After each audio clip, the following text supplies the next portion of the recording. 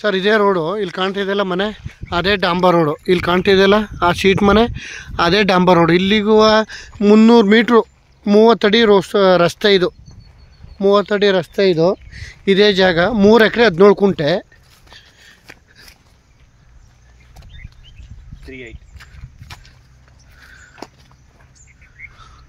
ಎಕರೆ 38 ಲಕ್ಷ ಹೇಳ್ತಿದ್ದಾರೆ ಇದು ಒಂದು ಎಕರೆಗೆ. ಬೆಂಗಳೂರಿಂದ 95 ಕಿಲೋಮೀಟ್ರ್ ಆಗುತ್ತೆ. ಮಳವಳ್ಳಿಯಿಂದ ಒಂದು 9 ಕಿಲೋಮೀಟ್ರ್ ಆಗುತ್ತೆ. ಮಳವಳ್ಳಿಯಿಂದ ಸೂಪರಾಗಿದೆ ಜಾಗ. ಎಲ್ ಟೇಪ್ ಬರ್ತದೆ ನೋಡಲ್ಲಿ, ಬಸ್ ಹೋಗ್ತಿದೆಯಲ್ಲ ಅದೇ ಡಾಂಬರ್ ರೋಡು. ತುಂಬ ಚೆನ್ನಾಗಿದೆ.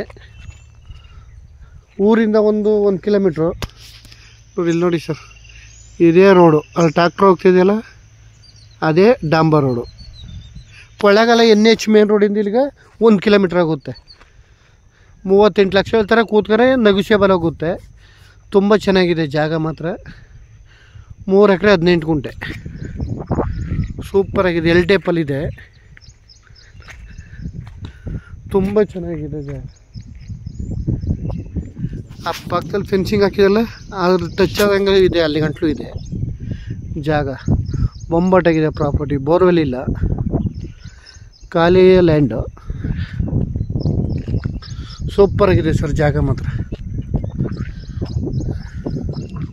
3 ಎಕರೆ 18 ಕುಂಟೆ, 38 ಲಕ್ಷ ಹೇಳ್ತಿದ್ದಾರೆ. ಕೂತ್ಕರೆ ಒಂಚೂರು ಹೆಚ್ಚು ಕಮ್ಮಿ ಆಗುತ್ತೆ ಜಾಗ.